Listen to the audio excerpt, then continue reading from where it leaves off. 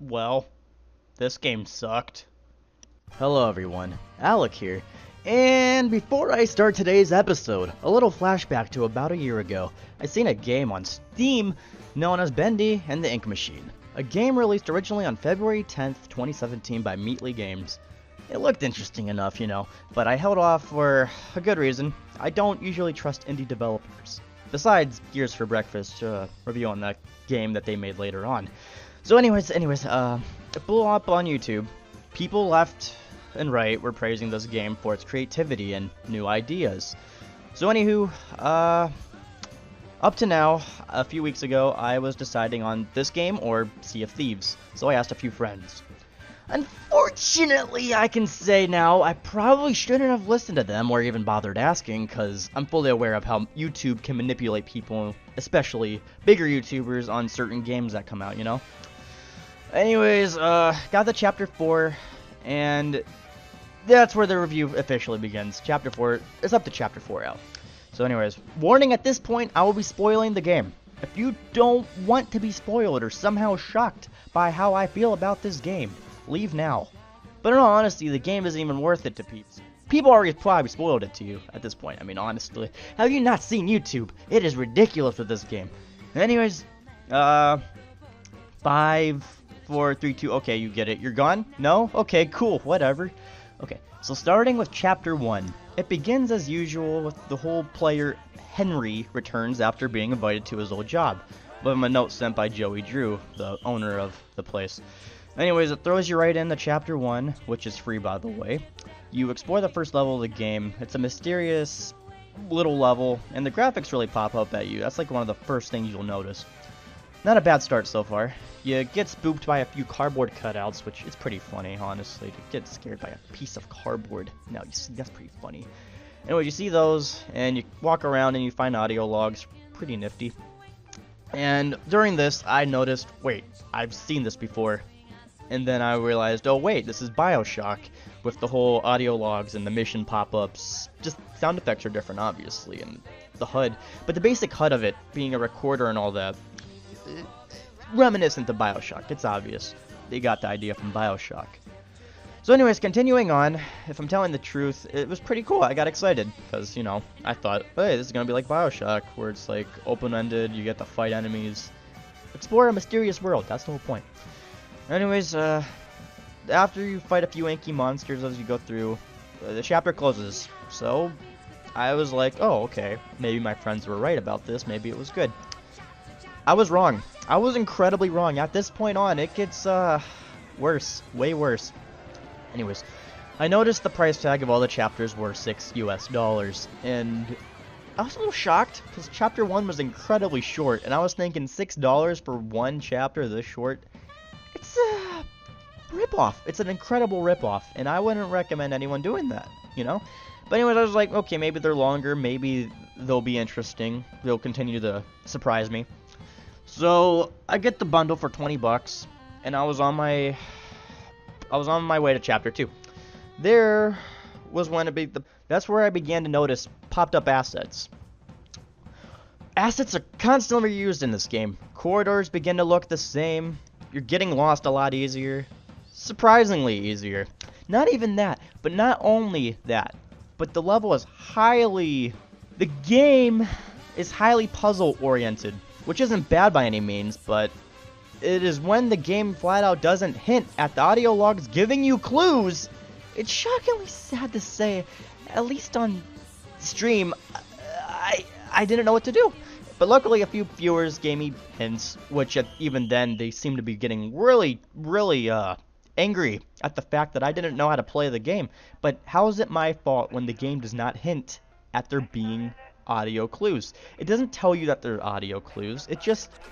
I figured, like BioShock, for example, the audio logs were meant to give story, which isn't bad. It's a way to convey a story and show the location if no one's there, which isn't bad. It's not bad. But the fact is, it wasn't just for that. They wanted you to use it as a puzzle solver. After we walk across the game's puzzles and stuff, you notice, the there's a man that you come across, and his name is Inky Man Sammy. And I'm just kidding. It's just Sam. I'm just gonna call him Sam. Anyways, they attempt to do a jump scare, but it's obvious it's coming. He's throughout the level, and you notice him quite often. So you figure he's gonna get you sooner or later. Oh yeah, by the way, did I mention this game is not scary at all? If you can even call it a game. I might as well call it a software. But they attempt to jump scare you often, but it usually fails horribly. I didn't even get jumped at all. Maybe by like twice with cardboard cutouts, but besides the cardboard cutouts, nothing. Anyways, Sammy ties you up. Looks really close to Outlast, remind you. I'm gonna show a clip right now.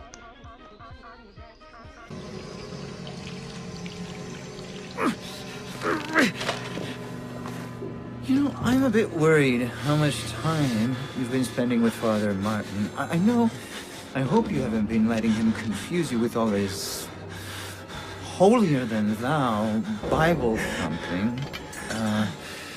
No offense to the man, but I sometimes worry he might just be a little bit crazy.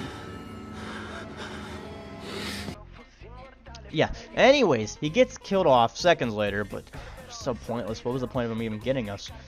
And it's basically over, and you find Boris in a hallway, and then the chapter ends.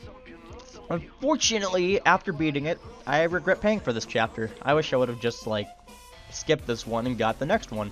But anyways, I wanted to save $2, $2 measly dollars, you know, but whatever.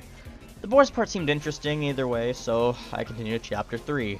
And my god, it's terrible. It's a physical, draining fetch quest. It's just so boring. Not a lick of this I enjoyed. The one thing I enjoyed in this game was collecting the magical bacon soup. There's so much bacon soup in every chapter. So basically, that's all I did. I basically tried to collect as much bacon soup as possible. Does that make the game good? No. No, it doesn't. But even when collecting all these, you get nothing for it. But it's just enjoyable collecting them, I'll give it that. And so are the few mini-games later on in the game. Anyways, chapter 3 is literally filler. Nothing of convenience happens besides there being this stupid Boris getting taken, but, you know, I didn't even care about him. There was not enough time for character development to even care about Boris. We don't even know who the goddamn dude is, but whatever, I'm getting ahead of myself. And this leads up to chapter 4, and already feeling gypped of my money in the last 2 chapters, I felt chapter 4 at least had some substance. Surprisingly, the puzzles were fun again. There was actually some decent risk, as in like hiding away, and not really hiding, but there was puzzles where you actually had to be careful. But even with this mechanic built and all that, it just, it was whatever. It wasn't that amazing, but it was at least more than the other 2 chapters. Anywho, this is the part where we learn more about this mechanic guy, right? And this mechanic dude, you hear a few audio logs. He's building a Bendy robot, which is fine. That's kind of cool. Anyways, you get to this room, and there's like a little carousel thing, and you play an audio log because it's there, and it's like, oh, there's audio, more story. Like, that's what you do in a game. I play it, and I was like, oh, this is interesting. And then all of a sudden, the room starts lighting up, and I realized the audio log, I don't even think it's playing at this point. I just hear the guy talking.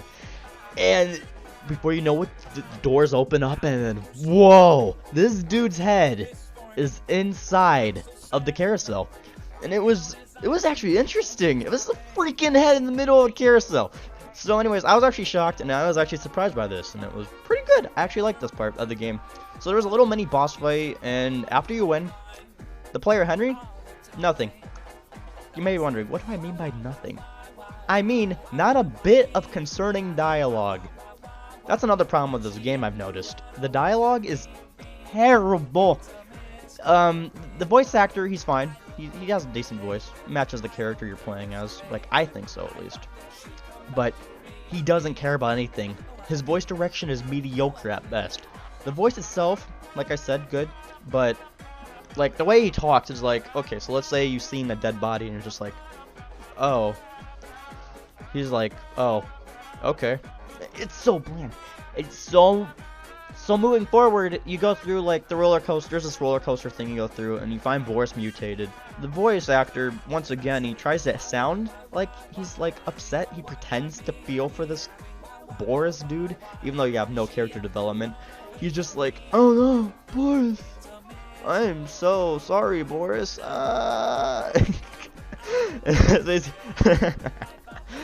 after this fight is over, Alice Angel comes out and is like freaking his arms around trying to like attack you, and you're like, oh no, she's gonna get me. But then another Alice Angel who looks really hot, she comes up and kills her. And that's basically the end of the chapter. So that's Bendy 1 through 4. What do I think? It's terrible. It's flat out terrible. It made YouTubers flood in, and children are obsessed with this. And then there's the hardcore fans that want to loot the ink. Oh god, disgusting. Anyways, honestly, it's boring as hell. It reuses too many assets, right? Reuses too many assets from Outlast, BioShock, and even FNAF. Oddly enough, I only like Chapter 4 out of all of them, and it was an overall disappointing experience. Nothing was scary. It just became a grind fest just to beat it. So I did attempt to refund, but apparently, even though I beat the DLCs within less than an hour each, it meant nothing. The entire experience was dragging, and the base game had 3 hours, including the free chapter, you know. And Steam wouldn't allow a refund. So, there goes $20. And you may all think I absolutely hated this game. No. Sure, I'm very pissed that I won't ever get my 20 bucks back. It's a $20 game. I felt it should have only been a $10 game. For the experience of the game, it was only $10 to me. I felt like that would have been a decent price range for this. So here's a few pros, a lot of cons. Like, for example, the pro would be the graphics. They really pop out and convey a proper creepiness to them. However, the repeated assets kind of down that creepiness, because you've seen it already several times. The only colors you ever see in this game really are yellows, blacks, and there's like a faded out paper tint, which is pretty nice. It really shows like the old-timey cartoony feel, you know? What else? Story. It's interesting enough. It's a little twisted, but I mean, the whole thing of Joey and his employees are really weird at the, you know. It's what's the word? It conveys a lot of twisted emotion, and it shows some character growth. But the thing is, it's hard to grow interest with these characters and the locations due to slowly boring walking segments. The pacing is terrible of this game, and the combat is just, whatever, you know. It was still a really big chore to do. My verdict for this game, I give Bendy a mere 3 out of 10. For poorly constructed gameplay, but an enjoyable scenic view. If you want to buy this game, be my guest, but I'd highly recommend to wait for a price drop or $10 or less. Want a recommendation for this game? Like, if you don't spend your 20 bucks on this game, that's even without Chapter 5 being out yet, I'd highly recommend you get the first BioShock game. There's loads more to be impressed about. The remaster on PC as well, $20, the same you're getting for this, except it's a full game with plenty of hours into it. Like, you'll get more than what you get here. This game is literally a 3-hour game just so you can't refund it. And it's a much better experience. The story, everything in BioShock is fantastic. Fantastic game. So, I'm ready to be attacked by 5-year-olds and warriors of the Bendy community, but again, this is my opinion, and yes, the game is incredibly bland and boring to me. It's not a really good game. Graphically, it's fine, but, yeah, this is my opinion on the game, and, it's incredibly boring to me. It's not even really a game. But, if you're into it, wait for a price drop, I'd recommend. You'll get at least some enjoyment from it, story-wise and all that. But yeah, anyways, this is my first review. And this is what I thought about Bendy. 3 out of 10. Let me know what you guys think in the comments below. Hopefully I don't get too attacked by the community. And I will see you guys next time.